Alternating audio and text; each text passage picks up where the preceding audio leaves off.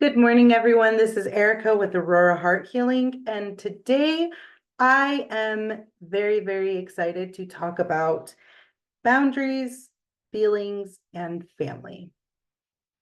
One of the number one things that I have started to really incorporate in my life more and more and more is the idea of boundaries and what they are and why.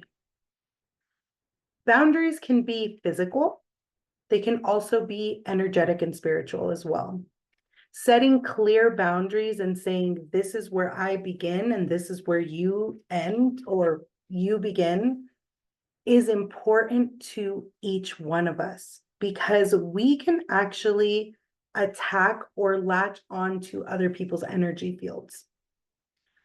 A client that I had recently, she had some energy cleared from prenatal. And that is something that I actually have a lot of experience with because when I looked back, when I was clearing my energy a lot, I used to do this 3 times a day when I first started practicing. And I realized, whoa, like these are making huge shifts. The number one energy, emotion, whatever you want to call it, that would come up was unworthy. Feeling unworthy is a very big setback to start off life with because you come into the world and you already think, well, I don't deserve anything anyway. And it's interesting to know that that was something that was prenatal, that my mom felt unworthy. So I was born into, I inherited feeling unworthy. And the reason why I want to bring this up is because I see so many family dynamics that, for a lack of a better word, they're dysfunctional. They lack boundaries, or they lack feeling, or they are very, I'm your friend and not your parent, or wherever it goes. And right now is the time where we as human beings, as a society, we need to pour into our children so that they can grow up and love themselves so much that nothing rattles them and shakes them to the point of maybe wanting to end it. Maybe they aren't as resilient because they don't know how to understand what they feel. They're not as confident. And with that, as I think about my own experience with prenatal energies and emotions, so many people are carrying around what their parents brought them into this world with. I've worked with people from all walks of life, every race, every color, every age. And one thing that I have seen the most is that we can carry the energy of our parent until we recognize that that's not what we want to carry.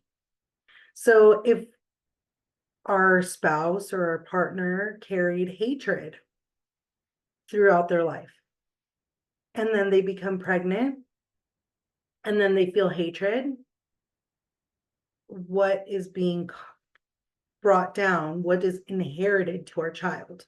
Hatred. If we are optimistic and excited about life, and we know that no matter what happens, that something good is going to come of it, what is that child going to bring into this world?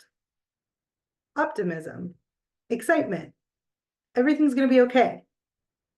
This may be hard right now, but there's a greater purpose to look forward to. And something that I watched just recently, I'm going to tweak it a little bit to fit here right now, but it talked about boundaries with your children. And it said, the woman that I was listening to, she said, this is how she started it. She said, Dad, I want an ice cream. And the dad says, no. And the daughter says, Dad, please, can I have an ice cream? And he says, no. I said, no. She comes back and asks again, can I please have an ice cream? It's not fair. I want an ice cream. It makes me feel so sad that I can't have an ice cream. And he turns to her and he says, I said no, no means no. So we flash forward to this young lady from being a little kid that wants ice cream to a teenage or a young adult relationship. She's in a car with her boyfriend, and he's saying, come on, baby, I'm ready. Let's do this. And she says, no, I'm not ready. Please, please, I want you so bad. Come on, let's just do it. I said, no, I don't want that. I don't want to do that right now. I'm not ready. Come on. If you don't do it, then maybe this isn't the right relationship for me. I said no, and no means no. Whoa. How many of us have gone back on our nose because maybe we didn't have the confidence to keep that no intact? How many of us could have said, I'll push it. They'll probably get it.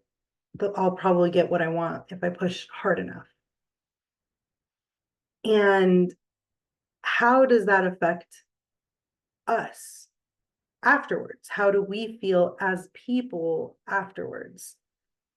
I mean, usually not the best, usually not great. If to me, honestly, I was peer pressured into it, and it wasn't pleasurable for me because I felt violated. And the way that we feel about certain situations is actually what creates our boundaries. My moral compass says, I don't feel comfortable doing this, therefore I'm not going to do this. But what if our boundaries have been skewed because there was the, Dad, can I have ice cream? No. Dad, can I have ice cream? No. Dad, please, can I please have ice cream? Fine, just do it, whatever. I don't want to deal with it. There's a different air of setting clear and intentional boundaries or being very, very flexible with those boundaries. It's okay, fine, we'll do it this time. It's okay. And through my years of parenting, I've really started to learn and recognize more and more how important boundaries are, because they actually shape not just our children for themselves for the future, but it actually shapes the world around them. This one kid is going to affect the rest of the world. My daughter, she's 8 years old, and she's been having the roughest time lately. And I get it. She's going through some personal things, and we all are as a family, as a whole collective family, we're going through something. And when I was talking to her, I went to go and pick her up at her church program, and I was like, hey, how's it going? And they were like, the person that came up to check her out for her registration, she says, I just want to say your daughter was so mature today. And I was like, really? Why do you say that? And she said, she came up to me and she said, I am having a really rough day today. And I don't want to be with everyone else today, because if I am, then I'm going to take out my anger and my frustration out on all of them. And I stood there, was like, whoa, really? She said that? And she said, yeah. So she just came and she hung out and she helped me clean and she stayed away, and it was great. And she said, I just want to say thank you so much, because she was so emotionally mature and aware. And she was like, that's big for an 8-year-old. I don't see that often. And I was like, well, thank you. I felt very proud at that moment.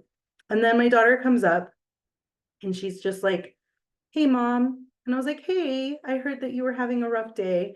And she said, yeah, today I was so irritated. So I needed to be alone so I wouldn't go like this to people.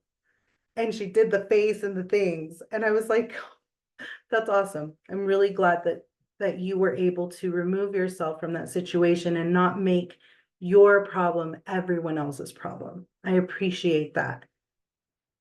That right there is she's learned boundaries. She's aware of how she feels.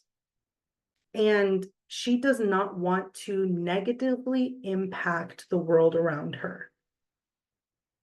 And as much as this may sound arrogant or anything like that, I'm not trying to be tooting my own horn, but when we really do sit with our children and say, sit down, tell me how you feel. When we do that for ourselves, we can do that for our children too. Sit down and really tell me how you feel. My older daughter, she's a teenager, well, preteen, and she's just like, I don't want to talk about it, I'm fine. Okay, I know you're not fine. I want to hear give me some emotion words, give me 3 emotion words, and then you'll be done. I'm pissed off. Okay, I don't like that you said pissed off, but I understand that you're angry. Thank you. Anything else? I'm frustrated. Okay, I get frustration too. One more. I'm confused. Okay. Do you want to talk a little bit more about your confusion? No, I'm just confused. Okay. I appreciate you telling me what you feel. And then we end it there. Amari, my younger daughter, she's like, I'm confused because this, and this. And then I can help her with maybe my knowledge or just sitting with her and saying, I understand. I'm confused too. That this whole situation is confusing. That right there builds awareness and it builds resilience. It builds self-confidence in being able to voice what we say. And a friend of mine just shared a saying with me that she said, if you do not heal the wound that cut you, you will bleed all over the people that did not cut you. I know I'm paraphrasing it, but the message is still there. When we are not taking responsibility, understanding, and loving ourselves, then we will hurt other people around us. We will bleed our wound all over others. And it's a very unfortunate circumstance. Boundaries, feelings are so important. Family dynamics are so important for the whole entire world. And I hope today you can just bring into awareness some of those dynamics that you currently have. I know that my family dynamics are very dysfunctional, and I every single day strive to change something within myself that causes that dysfunction to continue on through my children, because I don't want that. So I set boundaries. There's a bedtime. There's a minimum amount of school attendance. You have to tell me how you feel because it's important. You're important. Pouring in that worth. And I hope today each and every one of you, take a moment, step back, and think, what are the family dynamics that I have, that I grew up with, that are being perpetuated throughout my children's lives? What is it that might be something that's unhealthy within me that I am willing to look at, or might be blinded by guilt, shame, anger, frustration, denial, whatever it is, that I do not look at this, that I don't want to look at this. The best client for me is the one that shows up and says, I want to know what my part in this is. Because that is true accountability. That is true growth, understanding, expansion. That is abundance. That is success. Knowing that I'm not perfect, but I will do whatever I can to show up better for you and for myself, primarily for myself. So today, I hope that this helps you, gives you a different perspective on families, boundaries, feelings, the dynamics of family, and how it could be affecting you. I challenge you to go within and find something a little bit different. With love, light, and blessings. Have a wonderful day.